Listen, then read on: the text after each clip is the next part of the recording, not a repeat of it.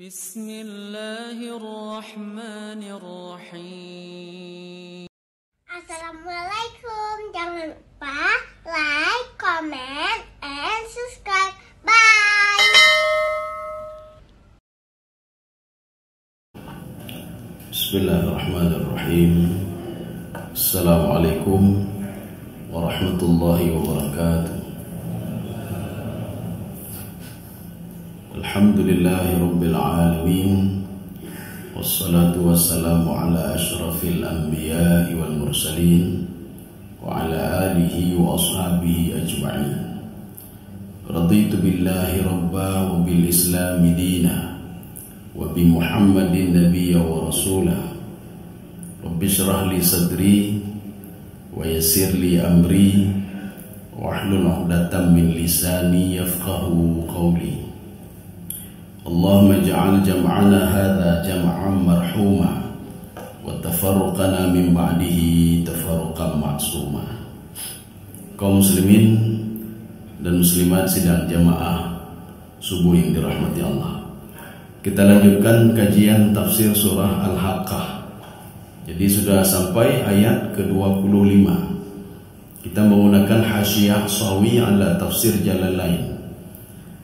A'udzu billahi minasyaitonir rajim. Bismillahirrahmanirrahim. Wa amma man utiya kitabahu bishimalihi fayaqulu ya laitani lam uta kitabiyah. Ya, coba dibaca terjemahannya. Adapun orang yang diberi catatan amalnya di tangan kirinya berkata, seandainya saja aku tidak diberi catatan amalku. Ada satu kelompok lagi. Ini kalau kita melihat di dalam tafsir Sawi, min adatillah, jadi sudah merupakan sunnatullah ya. Ketika Allah menyebutkan min dzikri ahwali as-su'ada, ketika Allah menyebutkan kelompok-kelompok yang baik-baik, itsra dzalika, begitu juga disebutkan kelompok yang tidak baik ya. Jadi ini namanya keseimbangan dalam Al-Qur'an. Di dalam Al-Qur'an ketika Allah cerita tentang musibah, Allah juga cerita tentang bagaimana untuk menyikapi musibah itu. Ketika Allah cerita juga tentang neraka, Allah bercerita juga tentang surga. Ketika cerita tentang neraka, ada solusi bagaimana tidak masuk ke dalam neraka. Ketika cerita tentang surga, ada beberapa kiat-kiat untuk bisa masuk ke dalam surga. Itu unik Al-Quran. Tapi kalau kita jarang baca Al-Quran, hal ini tidak akan kita ketahui. Padahal di sini memberikan solusi-solusi semuanya. Ada masalah, ada solusi. Kemudian apa? Karena Al-Quran itu sifatnya ilmu pasti, ilmu yakin. Jadi tidak mungkin ada kekeliruan dan kesalahan-kesalahan. Seperti kalau kita itu dalam Al-Quran dikemas dalam bentuk an-naba. Naba itu apa? Berita yakin. Jadi berita yakin sehingga tidak perlu ragu. Kalau kita di dunia ini al-khabar, khabar itu berita, bisa ya, bisa tidak ya. Tapi kalau dalam Al-Quran itu diungkapkan dengan an-naba. Makanya an-naba itu adalah nama lain dari hari kiamat. Artinya hari kiamat itu tidak perlu ragu. Tidak perlu kita ragu apa betul ada atau tidak. Makanya amma yatasaalun 'anin naba'il 'azim. Jadi orang-orang kafir itu bertanya ke Rasulullah SAW tentang berita yang pasti itu, apa betul pasti dia atau tidak ya. Maka menggunakan kalimat an-naba ya. Sekarang kita lanjut. Ini kelompok yang kedua. Kelompok yang kedua kita pilah-pilah dulu. Wa amma man utiya kitabahu bishimalihi. Ini amma syartiyah namanya. Jadi maksud amma syartiyah, dalam sebuah kalimat gaya bahasa, kalau ada amma itu ada jawabnya fa. Tetapi ada juga di dalam Al-Quran ada amma jawabnya mahzuf. Mahzuf, tidak ada amma. Dari mana kita tahu ada? Dari struktur kalimatnya, dari tafsir yang memunculkan makna yang sudah hilang. Dua. Yang ketiga, ada jawabnya amma tapi fa-nya hilang. Ya, fa-nya. Kalau tadi kalimatnya hilang. Ya, kalau ini ayat ini itu ada amma syartiyah. Jikalau begini maka hasilnya begini. Itu dalam ilmu matematika kan ada juga. Kalau begini maka hasilnya begini. Kalau simpulan ini maka hasilnya begini. Itu dalam ilmu matematika. Itu ada if, ada if. Kalau begini ininya maka kurang daripada sekian maka dia tidak lulus. Kalau dia lebih nilainya sekian maka dia lulus. Sehingga ini merupakan di dalam sistem, dalam komputer itu sistem. Ketika kita masukkan nilai sudah jelas ini lulus atau tidak lulus. Ini begitu juga. Ini amma syartiyah namanya. Kalau seseorang itu menerima catatannya sebelah kiri. Catatan yang dimaksud adalah kitabun marqum, catatan digital. Ya, beda pikir catatan catat dengan pulpen ya, catatan pulpen.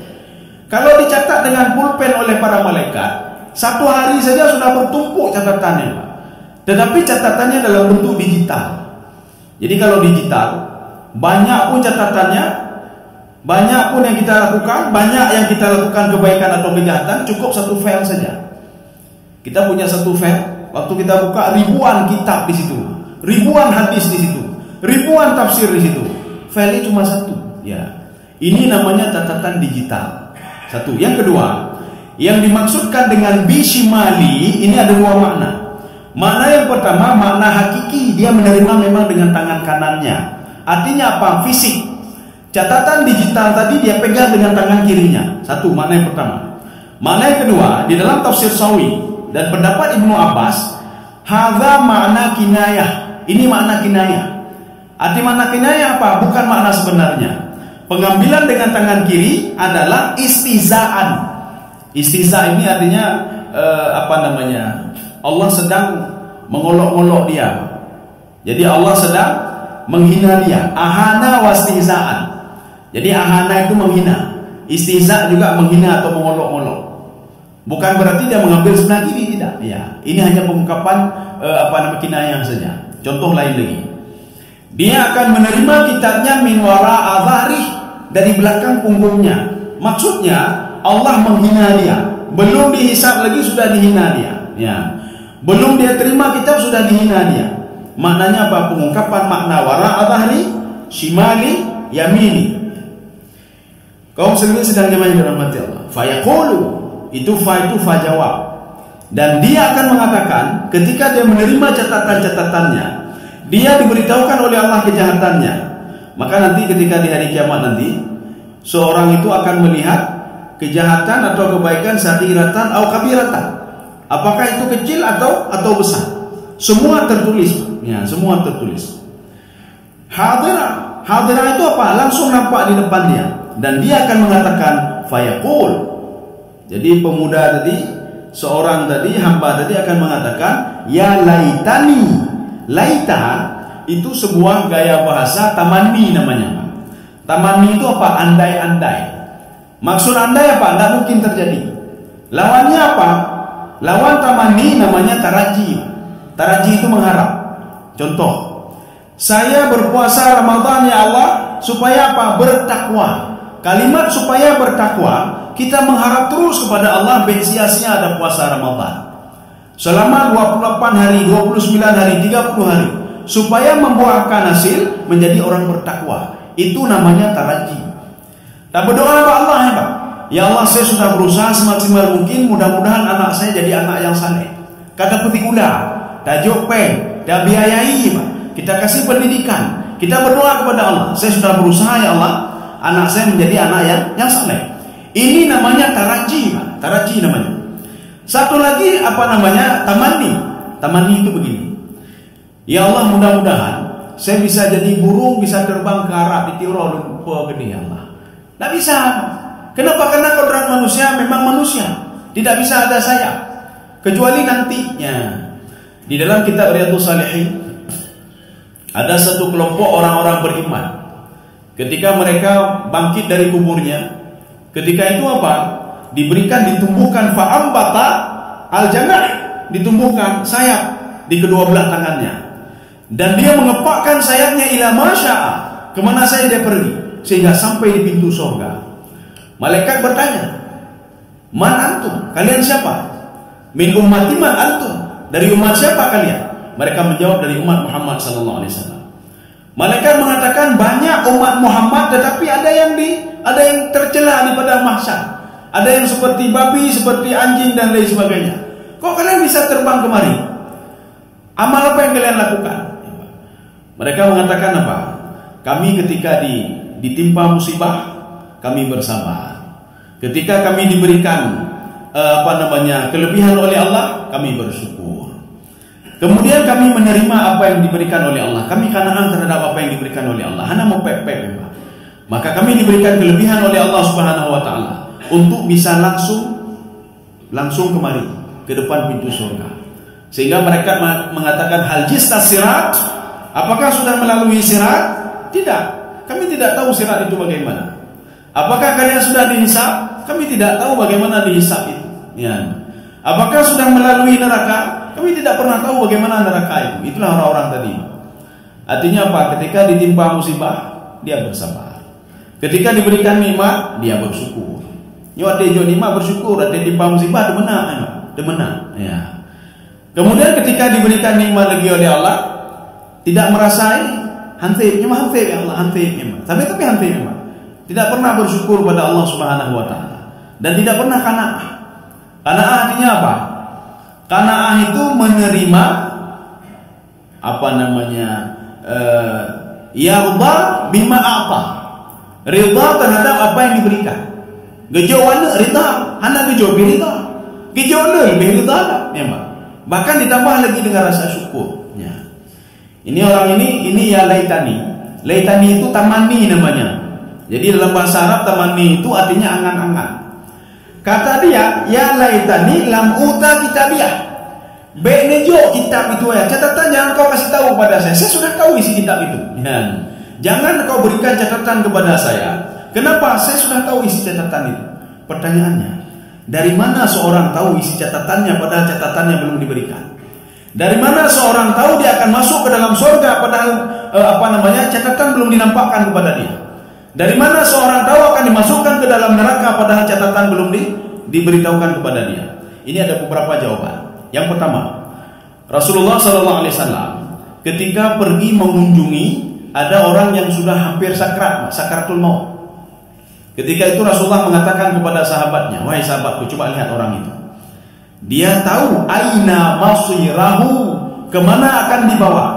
Apakah dibawa ke lubang-lubang neraka atau dibawa ke Raudatun min riyadil jinan, taman-taman surga. Jadi itu puji, itu haji. Ya. Seperti anak-anak kita ketika mau untuk ujian, dia sudah tahu itu. Karena dulu belajar dan teputan, itu putra, dia tahu. Maka ketika habis ujian, tidak perlu dinampakkan nilai, dia sudah tahu. Hanya perlu kalian nilai, kalau doa, bahkan aja dia jauh di pelajaran, belajar dan teputan aja dia jauh. Maka dia tahu dia tidak akan lulus. Maka orang yang tidak salah, dia tahu dia akan disiksa nanti. Orang yang mengambil punya orang lain, menzalimi orang lain, dia tahu akan disiksa oleh Allah Subhanahu wa taala. Ini namanya lam utiya kitabiyah. Hana perlu yang diberitahu Allah. Jadi makanya Rasulullah mengatakan, seorang itu tahu aina masirahu. Dari mana dia tahu aina masirahu? Ya, dari mana ke jalan ke mana? Karena perkataan malaikat sendiri. Nanti malaikat mengatakan apa? Makanya nanti orang ada tersenyum ketika dia meninggal dunia. Maka Rasulullah mengatakan, nanti coba kamu perhatikan, kata Rasulullah, ada keluar keringat di dahinya. Ya, itu tanda-tanda, kata Rasulullah. Malaikat sudah memberitahukan kepada dia kebaikan dan dia senang sekali. Ada satu lagi, itu seperti orang tercekik, kata Rasulullah SAW waktu meninggal dunia. Maka itu tanda-tanda juga. Tanda-tanda apa? Dia akan diberikan hufratun min hufarin nira. Makanya yang kedua, ini tanda-tanda ini berasal dari malaikat. Kalau orang yang akan dimasukkan ke dalam surga diberikan nikmat selanjutnya, malaikat akan mengatakan Allah takhafu, jangan takut. Ya, Allah takhafu. Kenapa kamu orang beriman, kamu orang salat, kamu orang beribadah, kamu tidak berbuat maksiat. Walaupun berbuat maksiat, kamu minta maaf kepada Allah. Allah takhafu, jangan takut saya cabut nyawamu, jangan takut. Maka kita akan melihat nanti, bukan satu malaikat yang mencabut nyawamu. Itu ada sekelompok malaikat yang datang. Ya, itu belum lagi malaikat hafadzah. Makanya seorang itu merasa terhormat sekali ketika dia akan meninggal dunia. Kenapa? Dia akan melihat malaikat hafadzah yang selama ini menjaga dia. Ada 10 malaikat hafadzah. Ini kalau di dalam tafsir Baitawi, beliau mengatakan asyaratu lailan wa asyaratu sabahan. 10 di malam hari, 10 di siang hari atau di pagi hari. Yang mereka gantian nanti. Ketika kita meninggal dunia, kita akan melihat malaikat hafadzah yang menyaksikan roh kita itu diangkat ke illiyin. Kalau itu orang-orang baik-baik. Makanya mencabut nyawa itu siapa kalau orang baik? An-nasyitat. Nasyitat itu dikemas dalam bentuk jamak, bukan nasyitah, tapi nasyitat. Satu lagi apa? Wan-nazi'at. An-nazi'at itu kelompok malaikat yang mencabut nyawa secara paksa. Ya. Maka dia sudah tahu dari situ. Ketika malaikat mengatakan Allah takhafu, kamu jangan takut, maka dia tersenyum. Ya, nampak. Dalam ayat lain Allah mengatakan farauhun, istirahatlah, sekarang waktu istirahat. Awak hendak tempat istirahat. Minta rezeki, jangan ni. Hendak tempat istirahat, nampak. Istirahat. Kau masjid saja enggak sempat ini dia. Jangan ni, enggak sempat istirahat. Sekarang waktu istirahat. Ya, waktu istirahat. Ini makna apa namanya? Denotasi, makna positif. Makna positif apa? Kamu dulu capek beribadah, kamu sekarang tak perlu ibadah lagi, sudah cukup. Ya, kematian itu merupakan pemutus hanani ibadah-ibadah. Ya, kitab-kitab sudah ditutup semuanya.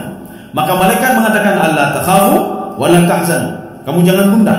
Setelah dari sini kamu pergi kemana? Jangan gundah. Nyakkan pikiran rohnya. Yang kamu pikir, yang Allah pikir ya. Kemana kamu akan dibawa? Maka begitu senangnya dia.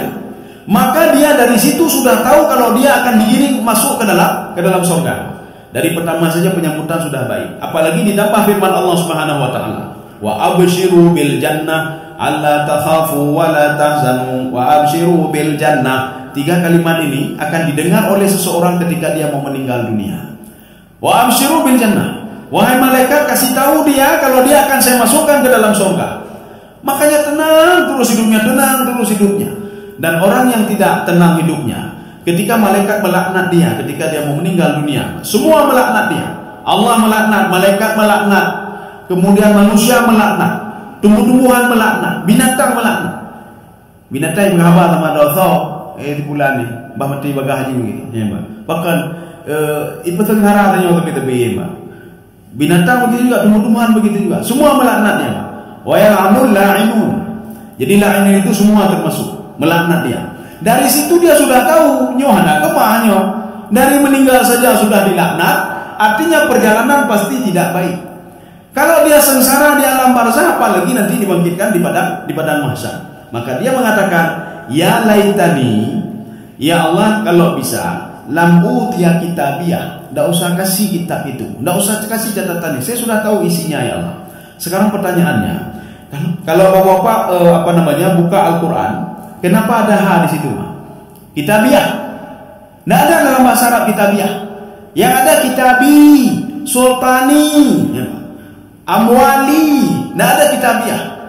Ini setelah itu kan ada juga halakani maliyah, sultaniyah. Itu hak apa namanya? Ini namanya hak wakaf. Namanya hak wakaf. Apa fungsi hak wakaf? Litahrikil ya as-sukun, membariskan ya yang sukun. Karena ya ini sebenarnya sukun ya. Kitabi ada sukun. Untuk membariskan ya ini harus ada tak, harus ada hak. Ini namanya hak wakaf. Maka bacanya kitabiyah, sultani, sultaniyah. Kemudian ada satu lagi, mali, hartaku, maliyah ya Mbak. Dibehek minta apa makna sultaniyah, apa makna maliyah, apa makna kitabiah. Anak merupok kitabiah. Capek kita cari kamu enggak dapat. Rupanya ha itu ha tambahan. Namanya ha waqaf li tahrikil ya as-sukun, untuk membariskan ya sukun. Kita lanjutkan. Ini dalam tafsir jalan lain tidak ada penjelasan sama sekali. Apa maksud ini, Pak? Ya. Maka kita membutuhkan ini kitabiah tadi. Kita butuh kepada tafsir Ibnu Asyur, tafsir Qatadah yang menjelaskan tentang hak itu, makna hak itu. Kita lanjut. Walam adrima hisabiyah. Ya, coba dibaca. Dan tidak mengetahui bagaimana perhitunganku. Ya, ini kita kan pusing, Pak. Saya tidak tahu bagaimana perhitunganku. Ini kalimat ini, saya tidak tahu bagaimana perhitunganku. Ini ma istifham namanya. Arti ma istifham tidak perlu jawaban ya, Pak. Ma istifham khabari namanya. Ya, kita ini kan sesuatu. Walam adri, saya tidak tahu lagi ya Allah, begitu banyak dosa saya. Ya, banyak. Tapi kalau kita dengar terjemahannya, kita agak pusing juga. Ya, coba diulang lagi Pak Indah. Saya tidak tahu. Dan tidak tahu mengetahui Ya, bagaimana perhitunganku? Kalau kita pahami, saya tidak tahu bagaimana perhitungan anak lo hitung, bukan itu maksudnya. Saya sudah tidak tahu lagi begitu banyak dosa saya, ya Allah. Ya, anak lo meli, belum meli.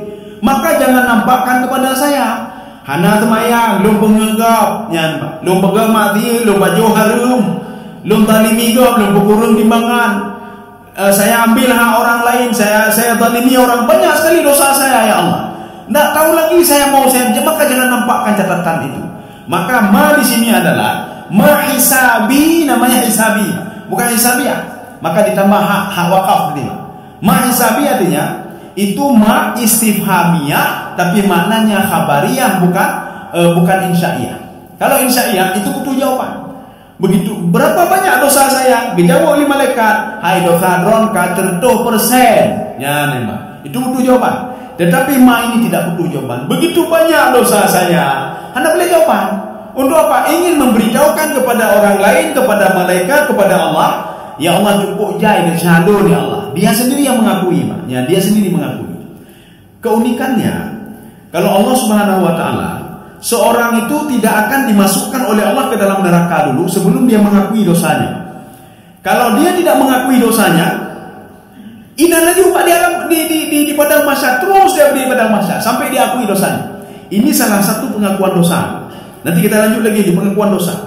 Kalau ada orang mengatakan, ya Allah, nana lumayan, padahal tidak salah dia, maka sampai dia mengakui kalau dia tidak salah baru dimasukkan ke neraka. Kenapa? Allah tidak akan menzalimi seorang pun sampai dia mengakui dosanya. Tapi kalau kita di dunia kan tidak, belum diakui lagi dosa apakah benar atau salah, kita mau penjara ini, ya. Nanti pegang dari penjara sidang selama 3 tahun tidak. Kemudian setelah setahun sidang diputuskan, rupanya si fulan tidak bersalah. Kita mau penjarakan tidak bersalah. Setelah dia masuk penjara setahun 2 tahun diputuskan, dia mohon maaf, dia tidak bersalah. Allah tidak seperti itu. Allah menghakimi dulu si fulan itu, diakui dulu dosanya.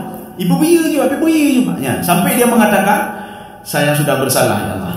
Baru dimasukkan. Nanti akan kita lihat bagaimana prosesi seorang itu dimasukkan ke dalam neraka setelah dia mengakui dosanya. Jadi bukan gara-gara ini berbuat ini catatannya begini semua sudah mendukung dia masuk neraka. Tidak. Catatan malaikat ketika ditanya bagaimana malaikat, dia penghuni neraka. Lihat catatannya bagaimana penghuni neraka. Coba tanya sama pohon dan lain sebagainya yang menjadi saksi ketika dia di dunia, penghuni neraka. Tapi Allah tidak langsung memasukkan dia ke dalam neraka sampai dia mengakui apa yang sudah dicatat oleh 2 malaikat. Sampai dia mengakui kalau perbuatan dosa itu memang inisiatif dia sendiri. Jadi bukan iblis, setan dan lain sebagainya. Terima kasih.